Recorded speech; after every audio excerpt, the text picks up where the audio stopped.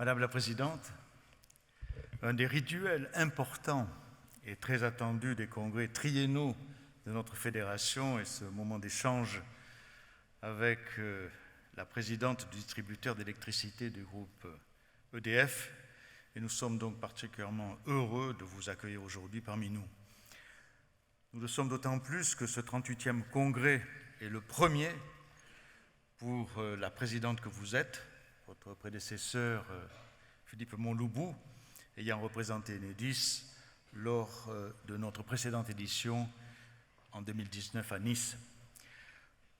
Nos débats s'inscrivent dans un contexte énergétique exceptionnellement tendu, on l'a rappelé. Nous sommes en effet confrontés à un changement climatique fondamental dont chacun et chacune peut désormais mesurer concrètement les effets. On a pu le constater d'ailleurs l'été dernier. Simultanément, la guerre en Ukraine engendre des tensions et des incertitudes très élevées sur les marchés énergétiques, au moment où nos économies arrivaient à se relever de 2 années de pandémie et auraient nécessité au contraire d'une bonne disponibilité en énergie et en matières premières. La convergence de ces différents éléments peut donner l'impression d'injonctions contradictoires. Il faudrait minimiser les coûts de revient des entreprises alors que les tensions inflationnistes sont fortes, notamment en matière énergétique. Simultanément, l'amélioration de l'indépendance énergétique française et européenne est devenue donc un impératif politique et stratégique. Tout cela avec comme impératif une diminution drastique des émissions de gaz à effet de serre. Le secteur de l'électricité occupe une place centrale dans ces problématiques, parce que l'électricité est le vecteur privilégié des énergies renouvelables décarbonées, qui sont des énergies locales, concourant avec le nucléaire à notre indépendance énergétique. De surcroît, le développement de certains usages spécifiques de l'électricité, comme l'informatique, Internet ou la mobilité propre, va accentuer davantage encore ce positionnement stratégique de l'énergie électrique.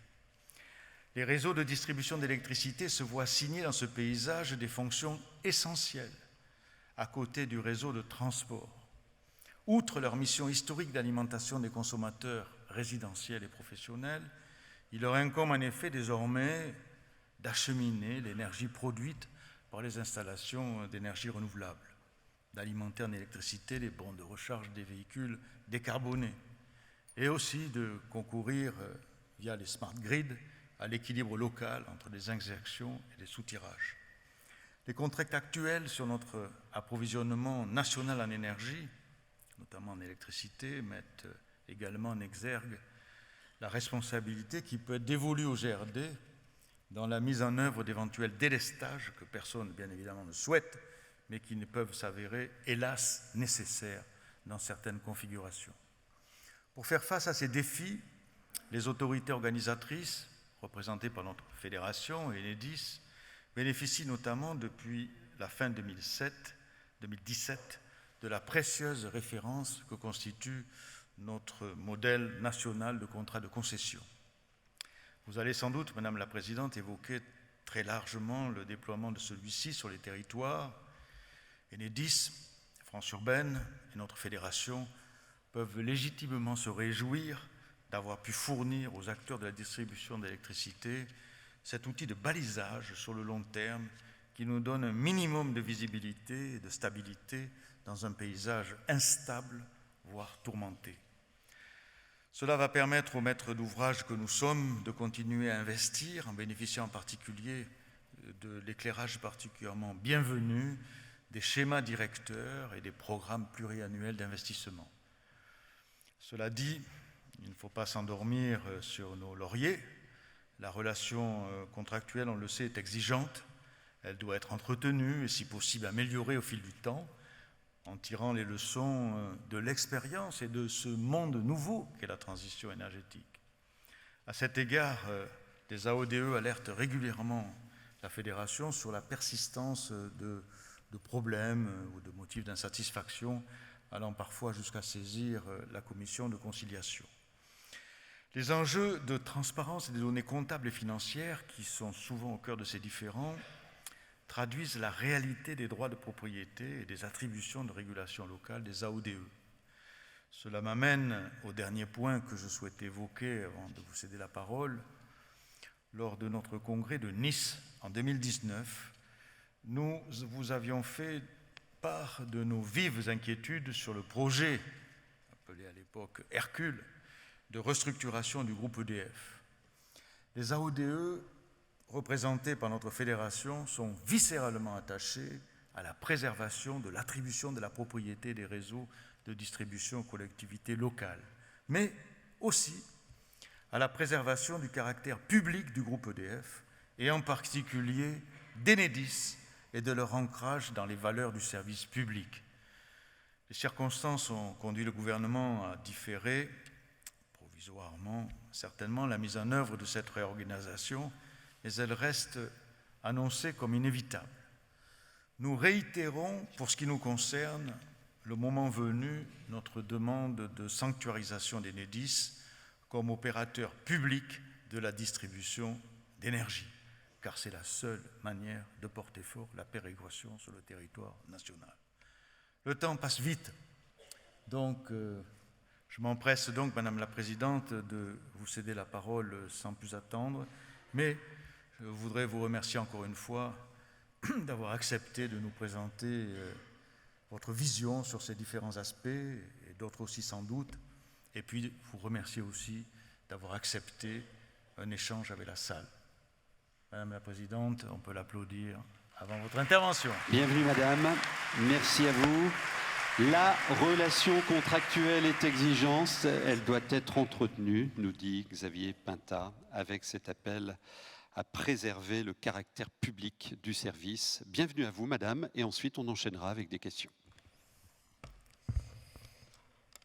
Monsieur le Président de la FNCCR, cher Xavier Pintat, Monsieur le Président de ES qui accueillait le Congrès, ici à Rennes, Mesdames et Messieurs les présidents, élus et directeurs, je suis ravie à la fois d'être là avec vous, vous l'avez souligné, cher Xavier, pour ma première participation à un congrès de la FNCCR et également de m'inscrire dans ce moment féminin du programme du congrès, puisque j'ai le plaisir de succéder à Laurence, ma chère collègue du côté gaz, et puis de précéder à la fois la présidente de la CRE et la ministre tout à l'heure. Vous avez placé ce congrès sous une ambition stimulante, audacieuse, que je fais volontiers mienne, rebondir et se réinventer ensemble.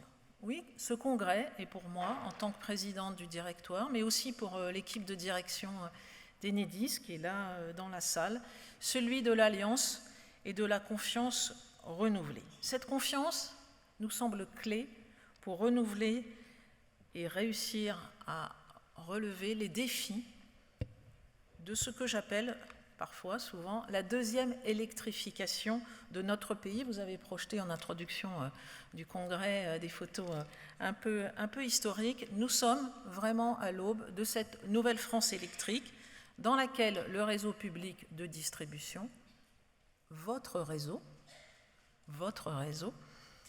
devient la véritable colonne vertébrale de la transition écologique. Votre congrès s'inscrit aussi dans un temps inédit, celui des crises, celui de ruptures majeures. Cela a été largement développé auparavant, je n'y reviens pas. Mais je sais que nous partageons la même conviction, celle que le modèle concessif français, avec sa double approche nationale et locale et nationale, que nous incarnons ensemble, nous donne tous les atouts pour être au rendez-vous de ces défis et pour faire même de ces crises une opportunité pour transformer notre société vers plus de sobriété, plus de résilience, plus de services et toujours moins de carbone. Je veux maintenant partager avec vous 3 convictions. Quels sont les enjeux majeurs que nous avons à relever ensemble? Quels sont les atouts dont nous disposons pour cela?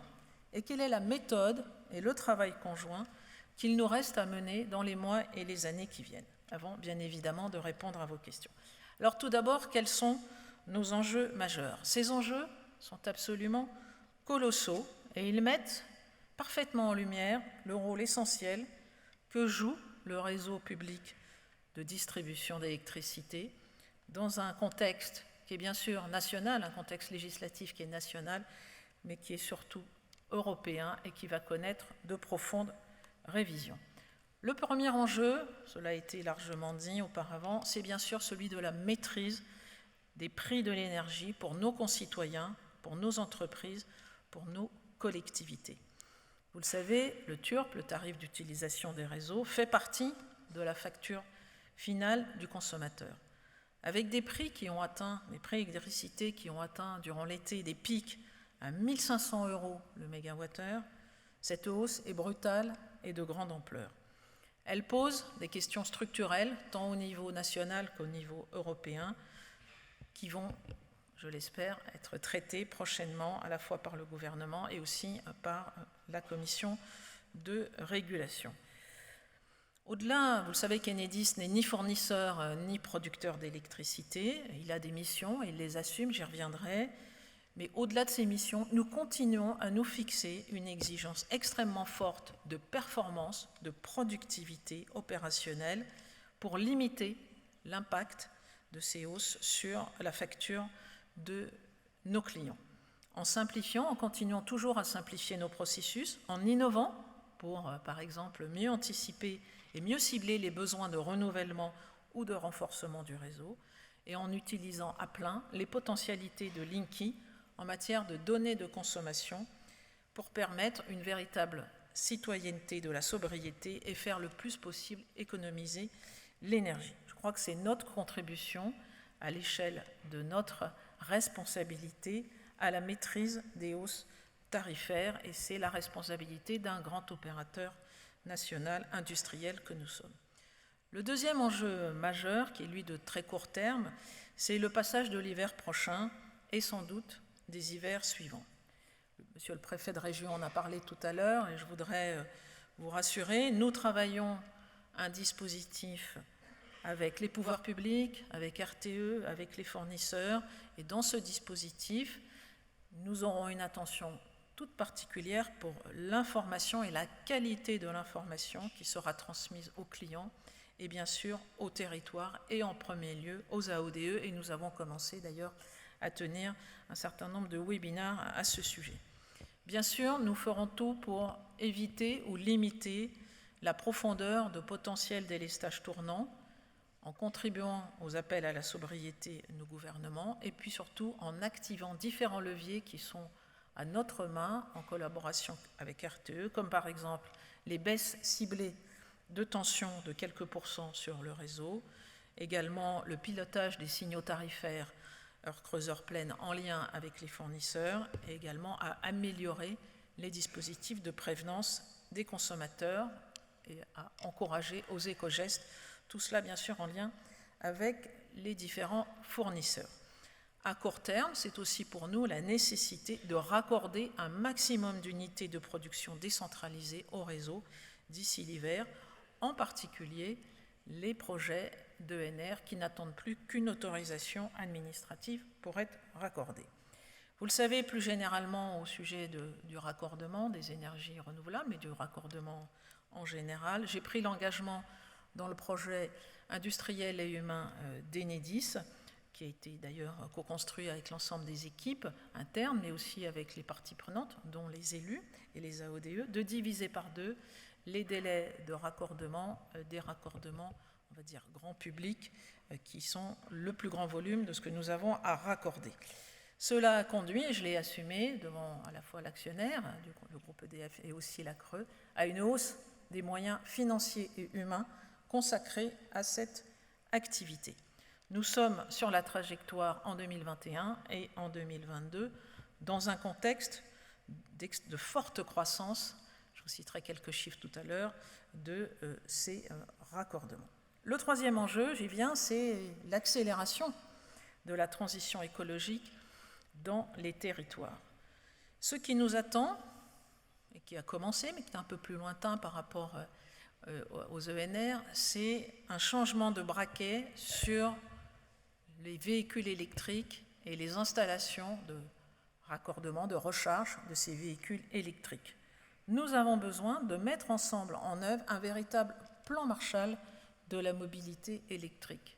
Il faut être conscient des chiffres. Nous avons aujourd'hui en France 900 000 véhicules, soit hybrides, soit totalement électriques. Les prévisions, celles de l'ADEME, celles d'Enedis, pour 2035, nous conduisent à un parc de 17 millions de véhicules. Donc de 900 000 à 17 millions, ça suppose d'équiper massivement, et nous sommes en train de le faire, les autoroutes, la voirie, mais aussi et surtout les copropriétés, tout ce qui est l'habitat collectif, puisque c'est là que se situe 90% de la recharge du véhicule électrique. Et donc, nous sommes d'ailleurs ravis que le décret dit colonne horizontale vienne d'être publié, puisqu'il y a un gisement dans les 180 000 copropriétés qui représentent 7 millions de places de parking, aujourd'hui équipées à seulement 2%. Nous accompagnons les collectivités dans leur schéma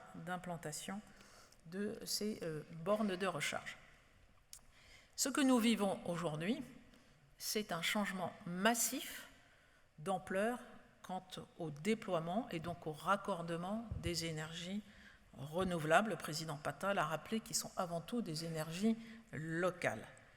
Aujourd'hui, 95% des énergies renouvelables, éoliennes et solaires, sont connectées au réseau de distribution opéré par Enedis. 95%.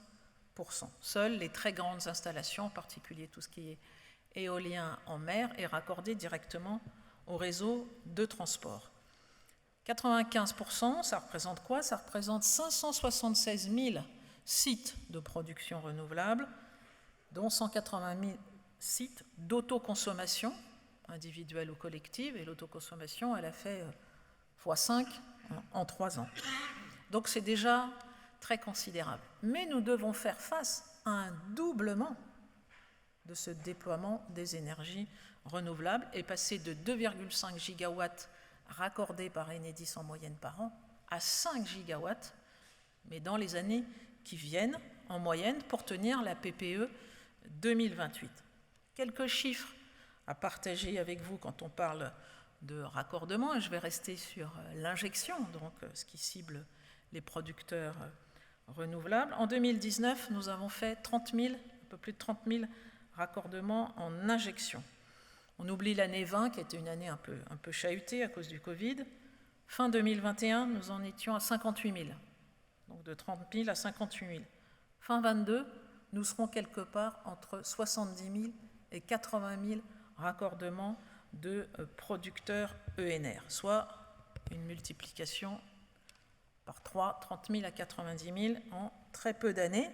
Et nous allons faire encore x2, x3 d'ici 2025 et 2030.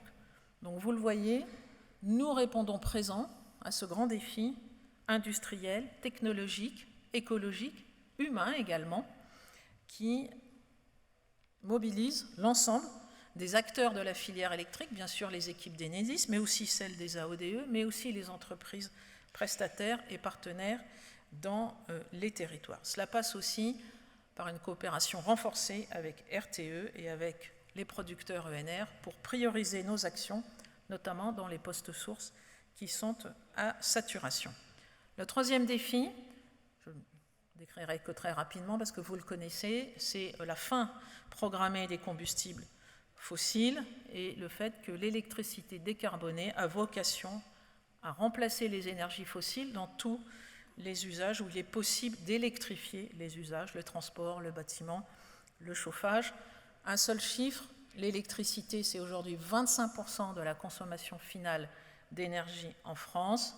Vous savez que ça doit passer dans les scénarios 2050, même médian, à 55%. De 25% à 55%, parce qu'en même temps, nous allons faire de l'efficacité énergétique et baisser cette consommation finale en même temps que la part de l'électricité va augmenter. On voit bien, avec tous ces éléments, tous ces défis, que le réseau d'électricité, le réseau public de distribution d'électricité, est au cœur des enjeux de la transition écologique.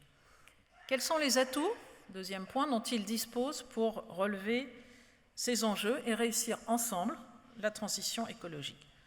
Je dirais tout d'abord l'atout de la confiance, notre confiance partagée et renouvelée. Quel chemin parcouru depuis le congrès de Nice en 2019, votre congrès, je crois que nous pouvons tous en être fiers. Nous sommes collectivement au rendez-vous de ce défi historique, puisque le président Pintat l'a rappelé, près de 300 contrats, plus de 300 contrats de concession ont été signés en 4 ans, ce qui représente un peu plus de 90% du volume contractuel, et ce sur la base de l'accord de 2017 pour des durées moyennes de 30 ans. Je crois que cela démontre la pertinence du modèle, entre guillemets, de 2017, celui du cahier des charges, négocié bien sûr avec la FNCCR, mais également avec France Urbaine et avec EDF, donc signé à 4, et nous aurons le plaisir, au cours de ce congrès, de signer avec le président du syndicat de la Nièvre, qui est avec nous sur scène. On peut souligner également que toutes les grandes métropoles ont vu leur contrat de concession aujourd'hui renouvelé. Alors le président Pintat l'a rappelé, ça n'a pas toujours été simple, bien évidemment, ni au plan national et également au plan local, avec vous, les autorités concédantes. Il y a la recherche d'équilibre entre, d'une part, une cohésion nationale et d'autre part, la prise en compte des spécificités et des histoires de vos territoires. Mais je crois que nous avons réussi à faire cela et j'ai une très forte confiance dans le fait que nous allons aboutir prochainement dans les négociations des moins de 10 contrats syndicaux qu'il reste à renouveler. Mais surtout, je me félicite du nombre de conventions de transition écologique que nous avons su signer en même temps que le renouvellement des contrats de concession. Alors ça, c'est presque le passé, mais ce qui est plus important, c'est l'avenir, car signer les contrats, ça n'est pas un aboutissement, c'est juste le point de départ de la mise en œuvre commune des engagements et des obligations. Et maintenant, notre rôle, c'est de les faire vivre ensemble et qu'ils soient notre priorité commune. Et déjà, de nombreux renouvellements de PPI sont signés ou en cours de négociation. Le deuxième atout que nous avons pour réussir ensemble ces défis et les relever, c'est la stratégie et la puissance d'investissement. En 2022, Enedis aura investi un peu plus de 4 milliards d'euros, 4,4 très précisément, soit un chiffre en hausse constante depuis 15 ans.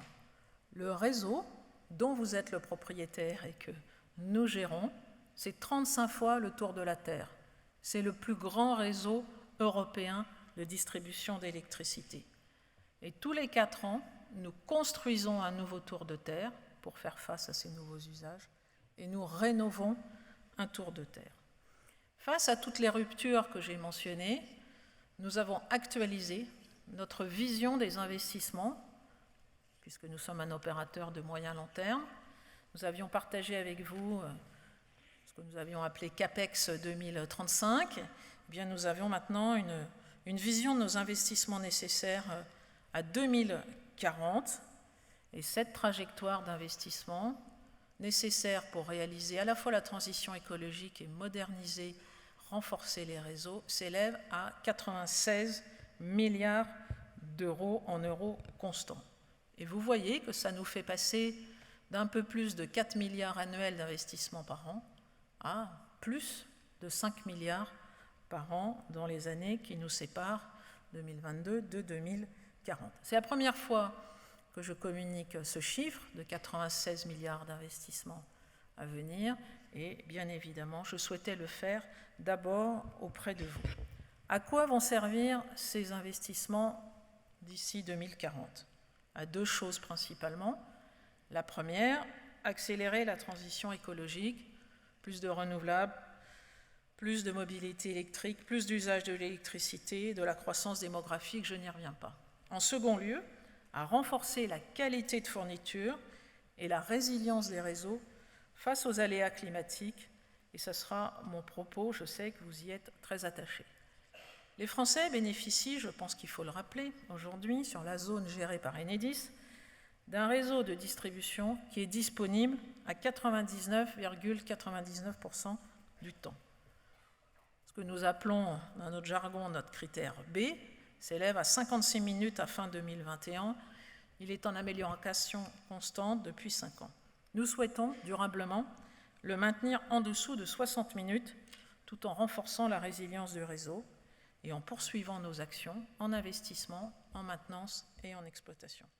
Ces investissements vont d'abord cibler, s'agissant du réseau, le réseau HTA et les postes sources, via des programmes ciblés sur la HTA souterraine, avec la résorption progressive des CPI, des câbles à papier imprégné, et des synthétiques première génération antérieures à 1982. Ils vont aussi cibler la mise en œuvre de notre plan aléa climatique et la rénovation programmée, qui fait l'objet en ce moment de nombreux échanges avec votre fédération, pour dépasser 9000 km par an dès 2028. Et enfin, la fiabilisation de nos postes sources qui vont vers le tout numérique en 2035. Nous n'oublions pas, bien évidemment, le réseau basse tension, avec une inflexion notable qui passera par la quasi-éradication des fils nus, en commençant par les faibles sections les plus incidentogènes. Cela nous conduira à supprimer plus de 25 000 km de fils nus d'ici 2035, soit la quasi-totalité de notre stock, et donc à diminuer très fortement les incidents.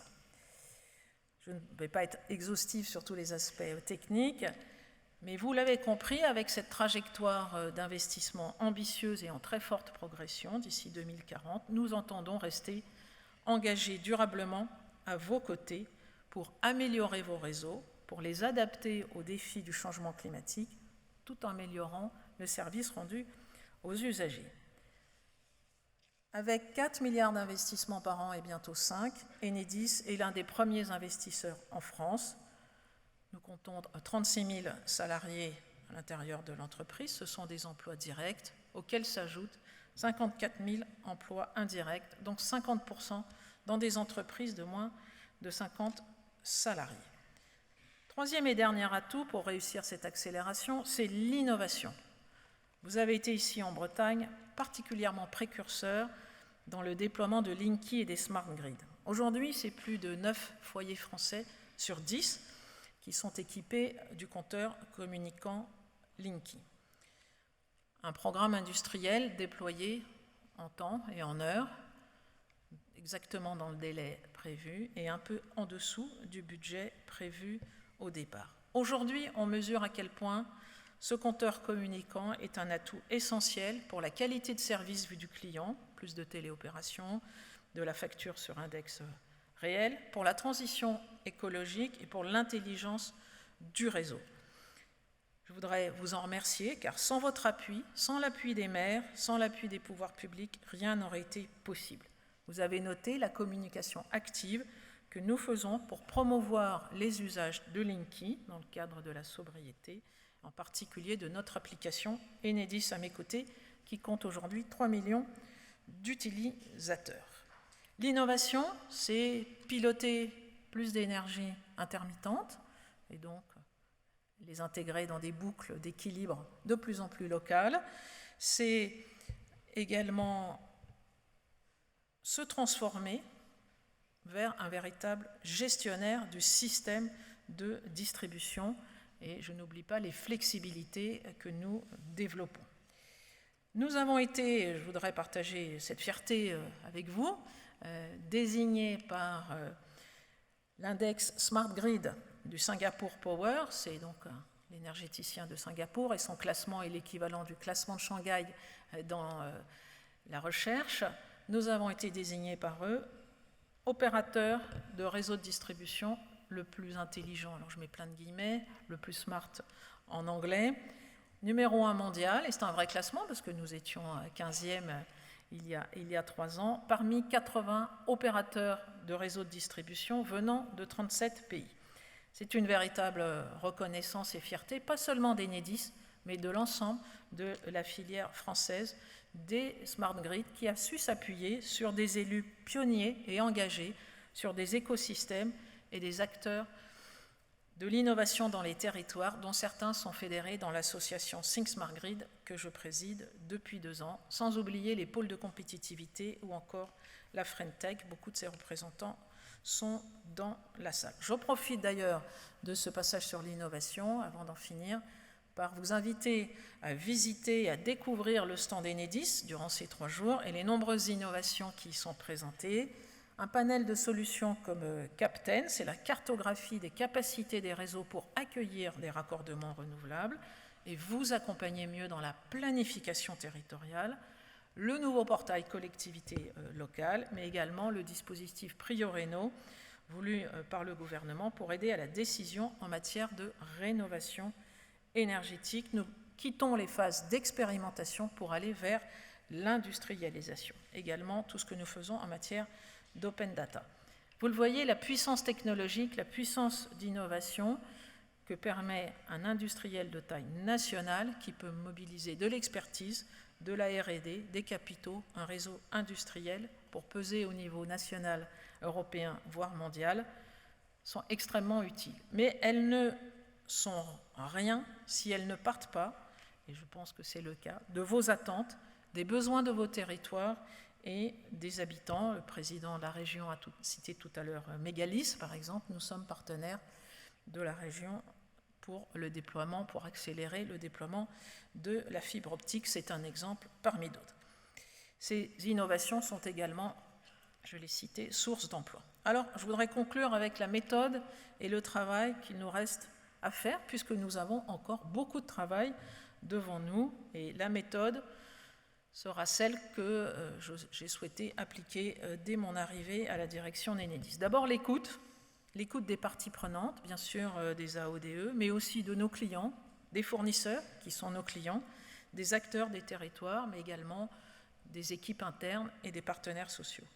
Le dialogue, après l'écoute, permanent avec les fédérations, au premier chef la FNCCR, dans la confiance et dans la transparence, mais également aussi avec les acteurs de l'État. L'engagement, les engagements contractuels, l'engagement à explorer de nouvelles solutions, l'engagement à préserver et à conquérir ce qui fait le socle d'un service public moderne et solidaire auquel nous sommes tous attachés. Les équipes de la FNCCR et d'Enedis ont beaucoup travaillé depuis le congrès de Nice. On peut citer, à titre d'exemple, l'accord de méthode sur l'inventaire détaillé et localisé des branchements, l'accord sur la cartographie qui est extrêmement attendu, ou enfin le guide de conception des ouvrages quasi finalisé, une première depuis 1946. De nombreux sujets sont encore en cours de travail, notamment dans le cadre du comité de suivi de l'accord, le président Pinta l'a mentionné tout à l'heure. Mais nous avons surtout devant nous beaucoup de sujets que nous ne connaissons pas encore. Tous les sujets qui vont avoir un lien avec la sobriété, avec des évolutions d'environnement légal, réglementaire, mais aussi des attentes sociales, sociétales, technologiques, environnementales. Cela va nécessiter de notre part de l'agilité pour délivrer des solutions qui seront pour une grande part inédites. Je sais, le président Pinta l'a également mentionné, et je finirai par là, que vous avez beaucoup de questions concernant l'avenir du groupe EDF et que vous considérez que vous n'avez pas été suffisamment associé au projet dit Hercule en tant que propriétaire des réseaux. Vous aurez l'occasion d'échanger avec le président du groupe EDF, Jean-Bernard Lévy, demain, et je ne doute pas que vous l'interrogiez sur ce sujet. Ce que je voudrais vous faire partager au niveau de ma responsabilité en tant que patronne d'Enedis, et ce que je défendrai, ce n'est pas de se focaliser sur l'organisation du groupe EDF, qui n'est pas aujourd'hui la priorité immédiate, mais de définir avec vous quelles sont les conditions de succès pour qu'Enedis soit au rendez-vous avec vous des enjeux immenses que nous venons de partager.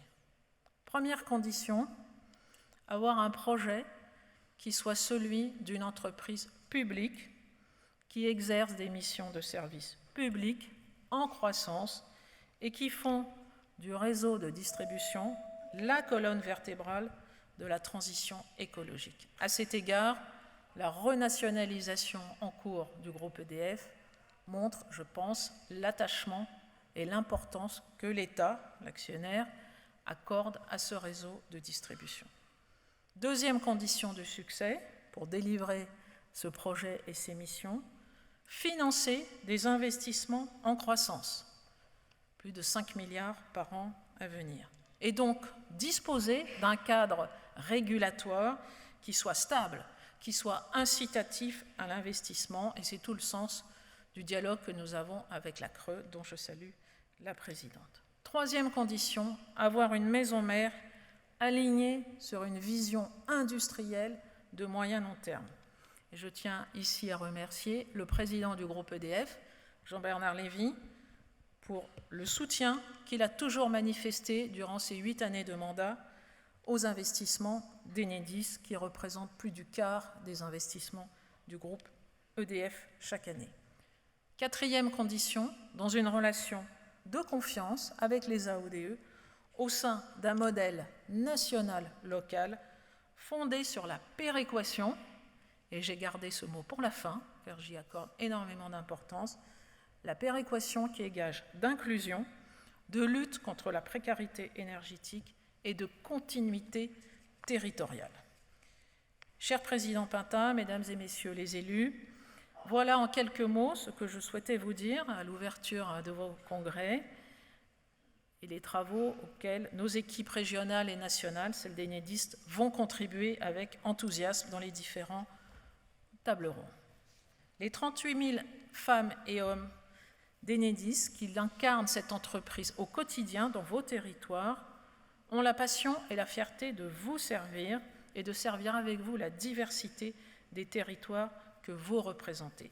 Je l'affirme d'autant plus que durant ces 3 dernières années, qui ont été marquées par une crise sanitaire sans précédent, nous avons été au rendez-vous de nos missions, nous avons été à vos côtés pour garantir l'alimentation électrique des services essentiels de la nation, et ce, en dépit des différents confinements. Je veux finir en vous redisant ma conviction que plus que jamais, nous avons besoin d'un service public responsable, fort, mais aussi agile et réactif et performant. Nous sommes ensemble dans cette maison commune qui est le service public. Je vous remercie pour votre attention et je suis bien sûr à votre disposition pour répondre à vos questions maintenant ou durant les 3 jours du Congrès. Merci de votre attention. Merci. Marianne Legnaud qui annonce devant le Congrès de la FNCCR une forte progression des investissements d'Enedis. Vous l'avez cité, Jean-Bernard Lévy sera avec nous sur cette scène demain à 10h45. Je vous présente, si vous ne le connaissez pas encore, Guy Ourkabi, vice-président délégué de la FNCCR et par ailleurs président du syndicat de l'énergie de la Nièvre. Peut-être aurez-vous un commentaire, monsieur, si vous le souhaitez. Allez-y. Et ensuite, 5 minutes pour prendre 1 ou 2 questions. Bien, merci de me... Ça fonctionne, allez-y. Merci de me donner la parole.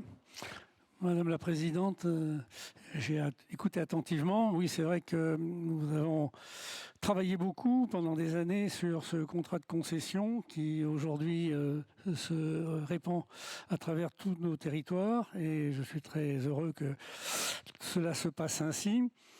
Tout n'est pas parfait partout, on se dit les choses franchement. Mais c'est un contrat qui a été long, difficile à mener à son terme, parce que nous avions des valeurs les uns et les autres, et il fallait qu'on arrive à caser tout ça dans ce document.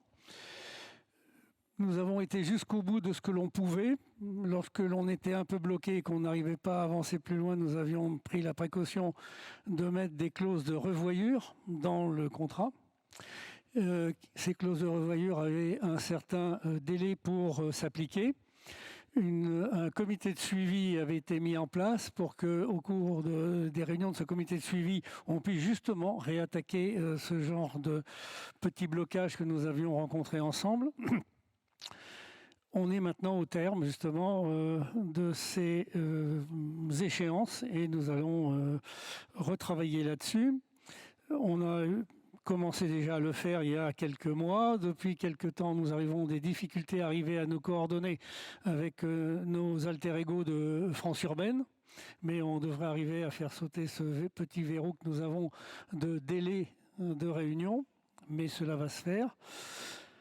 À l'expérience, nous voyons que les premiers contrats qui se sont signés arrivent maintenant au bout de leur premier PPI. et que le premier s'est passé dans de bonnes conditions et que le renouvellement vers un deuxième PPI paraît un peu plus compliqué et certaines incompréhensions ou certains regrets se sont fait jour, qui nous sont remontés de la part de certains de nos collègues. Donc il faudra que nous retravaillions ensemble là-dessus pour arriver à passer. C'est pas facile, on le sait, la situation est compliquée, mais nous avons besoin, comme vous l'avez dit tout à l'heure, de confiance et nous allons donc continuer à travailler en confiance. Hein, je sais que vous en êtes bien convaincus puisque nous avons évoqué cela ensemble il n'y a pas très longtemps. Voilà. Okay. Vous avez cité, juste un petit mot, vous avez cité la Nièvre tout à l'heure, un département que je connais un petit peu, n'est-ce pas? Là aussi, la conclusion de ce contrat de concession a été un peu difficile, un peu longue. Je n'ai pas été très facile comme interlocuteur vis-à-vis de certaines personnes que je vois dans la salle, notamment un directeur départemental et un directeur régional. C'est vrai que, comme je l'avais été au niveau national, j'ai été aussi en Nièvre un peu raide, mais bon... il était important qu'on puisse se parler et comme j'avais mis en plus une obligation, c'était que si jamais on avançait quelque chose pour la Nièvre, ce n'était pas une loi particulière pour chez nous, c'était quelque chose qui s'appliquerait partout ailleurs. Donc ils étaient très prudents pour ne pas avancer trop vite et ne pas me donner trop de choses. Voilà. Donc, mais on y arrive et on le signera ensemble demain. Voilà. Merci. Merci beaucoup. Je prends une ou deux questions. Qui veut intervenir? Alors, monsieur, et puis monsieur. Allez, ce seront les 3 interventions. Rapides, s'il vous plaît, nous avons moins de 5 minutes. Je vais vous donner un micro, ce sera plus simple. Voilà. Merci bien. Des interventions rapides, je compte sur vous.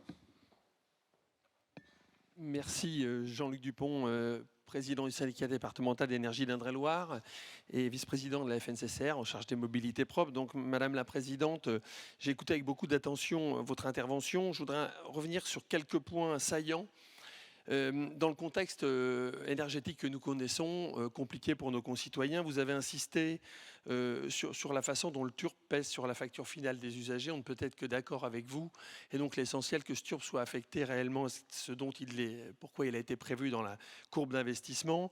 Vous avez évoqué vos efforts sur la productivité de façon à minorer l'impact sur la facture de nos concitoyens. Nous avions déjà, avec la FNCCR, fait d'autres propositions pour alléger le TURP et faire en sorte justement que les investissements soient les plus efficients possibles. Je les rappelle devant la présidente de la CRE, c'est en fin de compte que le TURP ne serve que pour ce qu'il est fait pour les réseaux et que la rémunération de l'actionnaire et les remontées des dividendes de la filiale vers la maison mère peuvent encore s'interroger dans un contexte aussi tendu aujourd'hui sur le prix de l'énergie et que dans un modèle monopolistique régulé dans lequel est Enedis, les pages de presse quotidienne régionale régulièrement ou le sponsoring de la pendule du Tour de France, on pouvait s'interroger sur la pertinence de telles dépenses qui aujourd'hui pèsent évidemment sur la facture de l'usager. Concernant ensuite Linky, j'ai écouté aussi avec beaucoup d'attention les territoires expérimentaux l'Indre-et-Loire de Linky. C'est à partir de chez nous dès 2012, 2011 même, où le compteur s'est déployé. Et j'ai bien vu votre communication sur faire en sorte que les usagers se saisissent des opportunités de communiquer et de bien comprendre les enjeux. Je rappelle aussi que dans Linky, un des principaux vecteurs était de pouvoir transmettre aux AOD que nous sommes des données chiffrées qui permettaient d'améliorer et d'aller vers plus de préventif que de curatif dans le pilotage et dans l'investissement des réseaux. Sur ce point, je dois vous dire que depuis plus de 10 ans où les premiers compteurs sont installés, je reste sans réponse à un grand nombre de questions que je reporte chaque année. Justement, votre question, s'il vous plaît. Oui, j'y vais. Les deux autres collègues oui, mais ne pourront monsieur, pas, on est sur des sujets qui sont pas marginaux. On est tous sur des sujets importants. Je pense que la salle partage ce que je suis en train de dire, donc d'accord. Il faut que je le dise. Voilà. J'ai le souci du respect du temps de parole pour Mme Vargon qui va nous rejoindre. On n'est pas, enfin, allez, on a une interlocutrice de premier choix.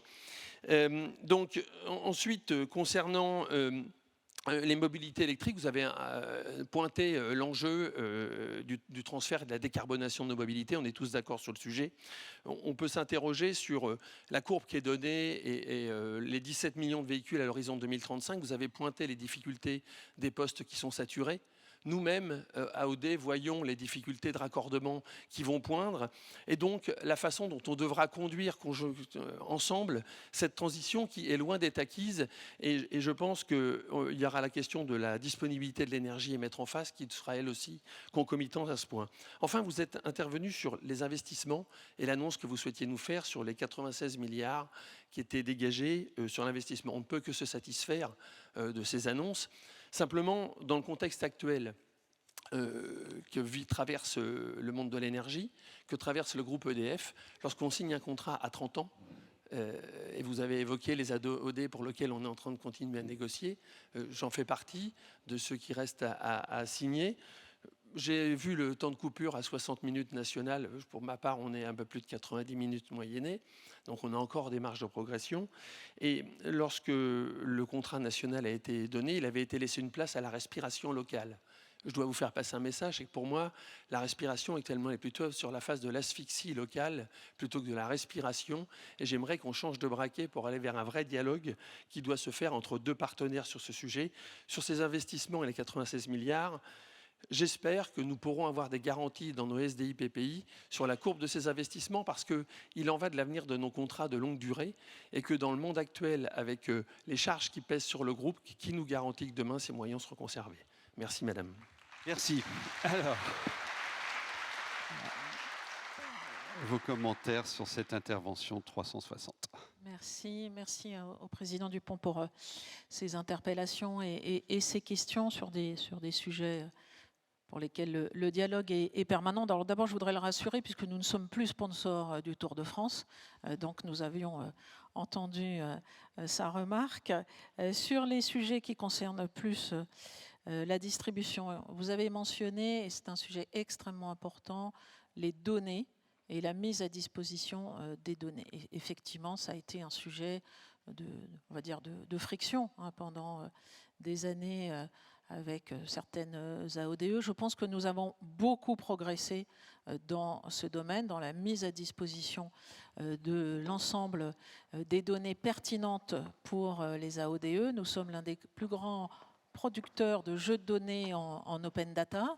Et cet après-midi, vous aurez le plaisir d'avoir une présentation de notre nouveau portail collectivité locale, où vous trouverez précisément des solutions fondées sur les données de consommation collectées globalement, bien sûr pas individuellement, par le compteur Linky, pour vous aider à mieux piloter, à mieux développer, à avoir une vision plus complète. Donc nous essayons de répondre sur les équilibres de votre territoire.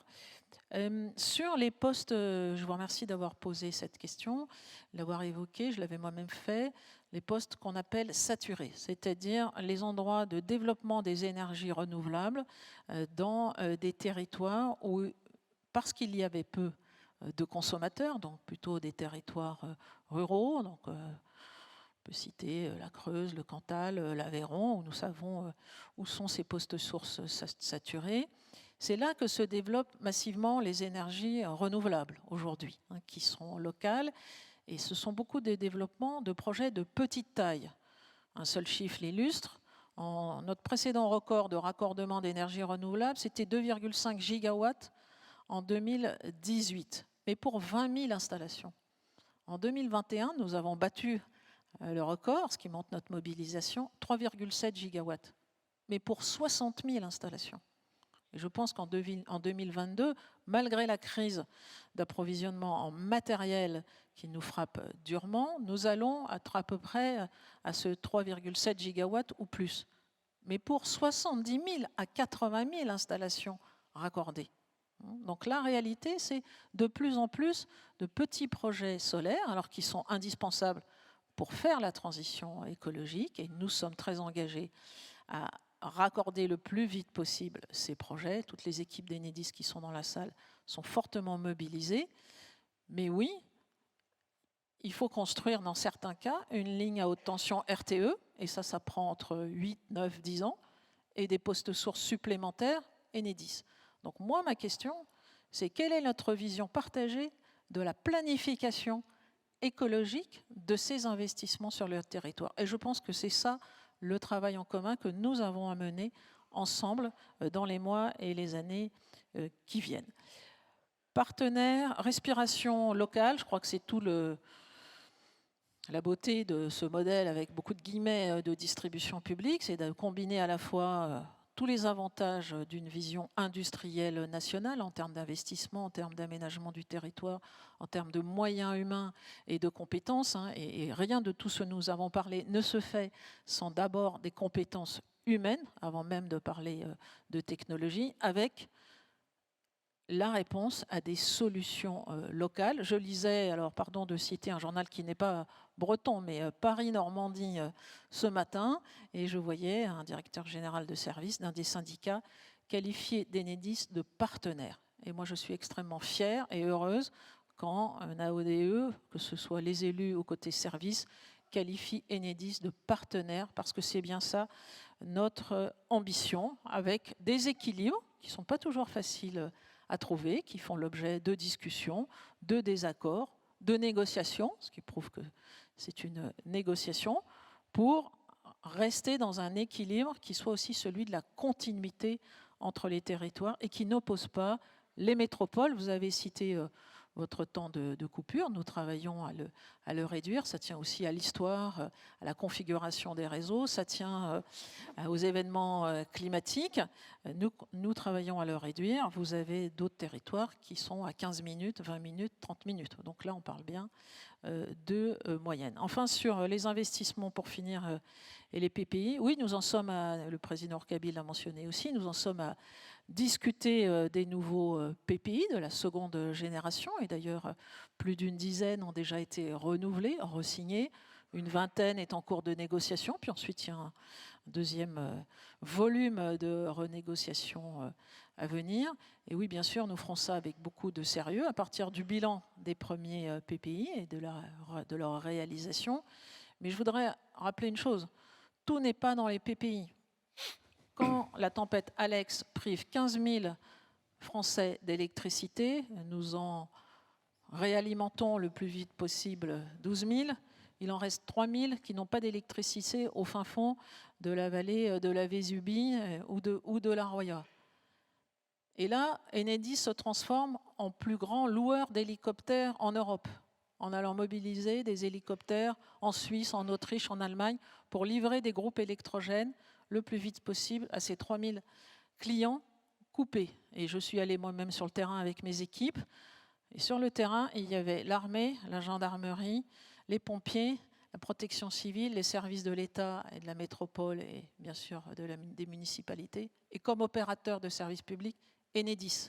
Et nous avons dépensé en 10 jours, à coût de mise en œuvre de la FIR ou de location d'hélicoptères, 2 ans du chiffre d'affaires des 3000 clients coupés. Et ça, ce n'était pas prévu dans le PPI. Et aujourd'hui, nous reconstruisons 80 km de réseau et nous sommes engagés à reconstruire ce réseau d'ici la fin 2022 pour 15 millions d'investissements qui n'étaient pas non plus dans le PPI. Voilà, donc je crois qu'il faut combiner une vision très très locale, les engagements qu'il faut regarder sérieusement et tenir, mais aussi le fait que nous sommes dans un système national avec de la solidarité, avec de la péréquation qui nous permet d'aider les Français quand ils en ont le plus besoin. Je vais m'arrêter là parce que je voudrais laisser la parole à la présidente de la CRE qui va... Tout à fait. Alors, j'ai promis quand même deux interventions. Messieurs, je compte sur vous pour qu'on va les enchaîner, que ça se fasse en 30 secondes. Votre question, monsieur, votre question. Et ensuite, on conclut avec vous, Président Pintat. Bonjour, Éric Guérin, président du syndicat d'énergie de l'Oise et président du territoire énergie Hauts-de-France. Alors, pour rester court, je vais vous apporter un témoignage.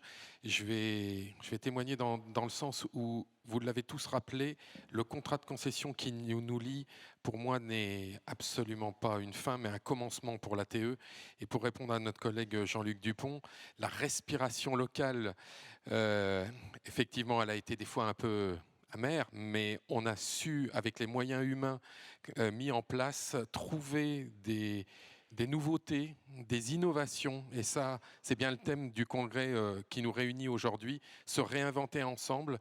Et j'avais donné à certaines baguette magique lors de certaines réunions pour essayer de réinventer ensemble notre avenir. Et c'est vrai que, pour répondre à toi, Jean-Luc, on a inventé des choses comme MyEP, MyBorn, où nous avons été, nous, le territoire de l'Oise, un peu précurseur. Captain, Madame la Présidente, vous en avez parlé. On va le développer ensuite, je pense, sur le territoire Hauts-de-France prochainement.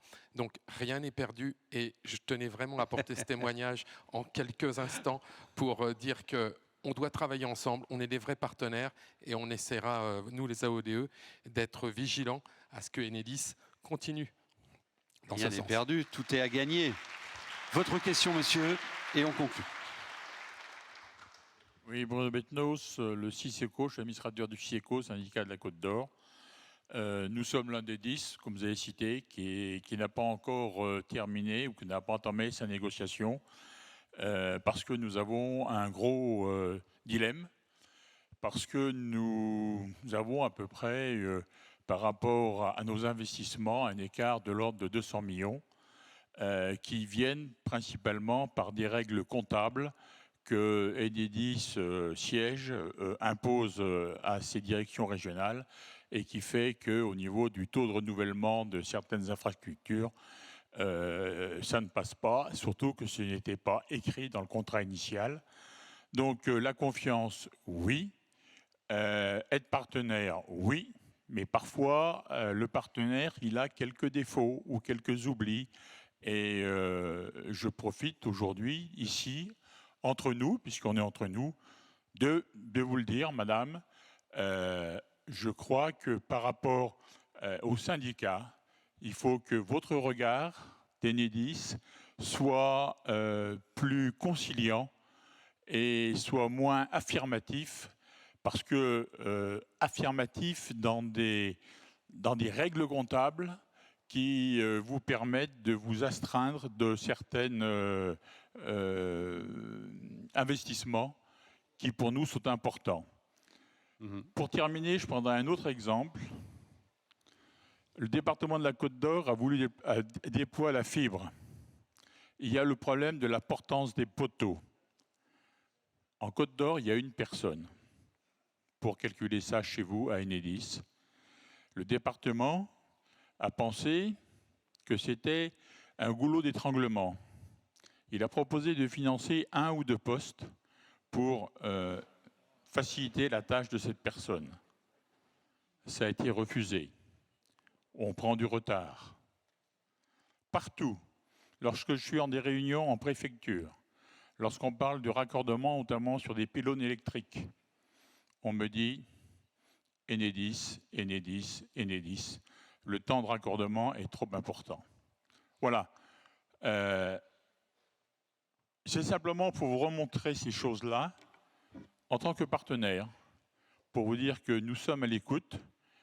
J'ai bien entendu ce que vous nous aviez dit, ce que vous venez de nous dire. Pour moi, c'est un peu un rêve par rapport à ce que nous vivons aujourd'hui. Merci de le corriger. Merci. Merci. Bon, il fallait terminer par ça. Très courte réponse, s'il vous plaît, et nous accueillons Emmanuel Vargon. Merci, Monsieur le Président, pour votre intervention. Donc, vous l'avez indiqué, vous êtes l'un des 10 contrats de syndicats départementaux encore en négociation. Donc, j'espère que la confiance, la transparence et le dialogue permettront d'avancer dans les mois qui viennent. Et que vous puissiez rejoindre les 92% déjà signés. Sur les 3 points que vous avez évoqués, sur les règles comptables, Enedis est une entreprise qui a des règles comptables, dont les comptes sont certifiés par des comptables. Donc, effectivement, nous pouvons élaborer. Je vois bien les points que vous avez en tête. Ce sont des sujets connus sur lesquels la discussion est ouverte. Mais les règles comptables sont ce qu'elles sont. Mais ça n'empêche pas la discussion. Je dirais que ce sujet, je ne veux pas le développer parce qu'il est relativement technique par rapport à l'ensemble des enjeux de notre partenariat qui sont des enjeux colossaux au service de la nation. Mais ça n'empêche pas d'en parler et d'en parler entre nous. Vous avez mentionné la fibre. C'est un sujet qui me tient à cœur, puisque évidemment Enedis n'est pas responsable du déploiement de la fibre optique sur le territoire français. Nous avons déjà beaucoup de missions de service public, pas celle-là. Mais en revanche, nous faisons tout ce que nous pouvons pour aider au déploiement de cette fibre optique, notamment en mettant à disposition des opérateurs qui le souhaitent nos supports, nos poteaux, pour qu'ils puissent, quand cela leur est utile, les utiliser pour le support de leur propre câble, de leur propre fibre. Le tout en respectant, vous l'avez mentionné, 3 conditions essentielles qui sont la sécurité des intervenants. Il y a toujours du risque électrique, donc on ne fait pas n'importe quoi sur des réseaux électriques. Il faut respecter les règles de sécurité, que ce soit évidemment des entreprises de poseuses de fils. Et malheureusement, ils ont des accidents à déplorer, faute de respect. 2, de faire les études technico-économiques qui permettent de montrer que cela est possible et que les supports vont tenir la charge. Donc ça, c'est la 2e condition. Évidemment, la 3e, c'est les conditions économiques de facturation de ces prestations vis-à-vis d'Enedis. Ces conditions sont la plupart du temps remplies, mais pas toujours. Mais sachez qu'il y a une centaine de personnes qui travaillent au sein d'Enedis à faire en sorte que le déploiement de la fibre optique se passe le mieux possible. Et nous faisons partie des instances interministérielles de concertation. Voilà sur les sujets que vous avez mentionnés rapidement. Donc, nous sommes dans le dialogue, dans l'écoute. Je pense qu'il y a beaucoup de sujets sur lesquels nos positions ont évolué. J'ai cité tout à l'heure l'autoconsommation, j'ai cité la mise à disposition de données. Il y a beaucoup de progrès qui ont été faits. Il y a sans doute d'autres sujets à aborder, mais je finirai par là. Le contrat cahier des charges de 2017, c'est un équilibre, fruit d'une longue négociation qui a duré plusieurs années. Le président Pintat l'a rappelé. Et donc, chacune des 4 parties, des 3 parties, Enedis, FNCCR et FU, ont fait des efforts, n'ont pas eu tout ce qu'ils souhaitaient comme clause. Ils ont fait des efforts, comme dans toute négociation, pour que le résultat final soit un compromis acceptable par tous. Et donc, quand on reparle de rediscuter de certaines choses, il faut garder en tête l'équilibre global. Il ne faut pas prendre un morceau là, un morceau ici, en se disant on va rediscuter uniquement de ça. Regardons l'équilibre global de ce contrat et nous, notre porte est toujours ouverte. Il y a un comité de suivi, il y a énormément de réunions avec la FNCCR sur tous ces sujets et tout ça va continuer, je peux vous en assurer. Merci Madame. Xavier Merci. Pintat. Oui, madame. Bon, très brièvement, parce qu'on va accueillir madame la présidente de la CRE, maintenant, comme il se doit. Mais non, je voudrais remercier la présidente du directoire d'Enedis de ses réponses précises et de ses propos, la qualité de ses propos précis et détaillés et que nous ne pouvons qu'apprécier.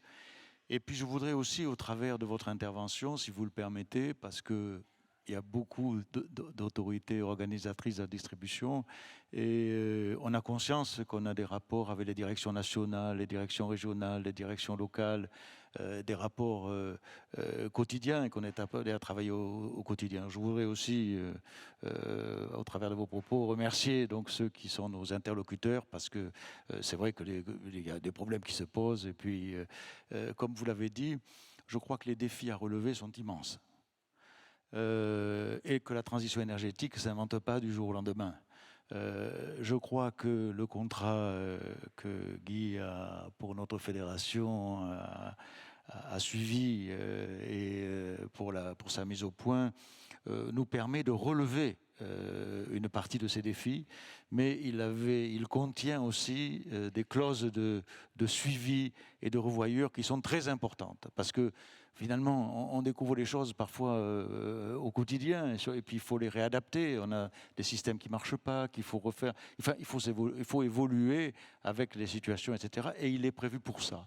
Donc je crois que ce contrat de concession nous permet de nous adapter et la vision partenariale du service public que nous avons les uns et les autres, puisque Georg Kabi nous dit souvent que pour que tout fonctionne, ça marche sur 2 pieds, les AODE et Enedis. Donc doivent nous permettre donc de relever ces défis dans les meilleures des conditions. Il faut absolument qu'on ait une vision partenariale et partagée du service public, que nous apprécions tous. Et puis, Enedis est le garant de cette péréquation qui est si chère à la FNCCR. Alors tout cela doit se faire, bien sûr, au bénéfice de nos concitoyens et de nos territoires. Voilà. En tout cas, Madame la Présidente, merci. Merci. Et l'équipe Enedis vous attend sur son stand pendant les 3 jours.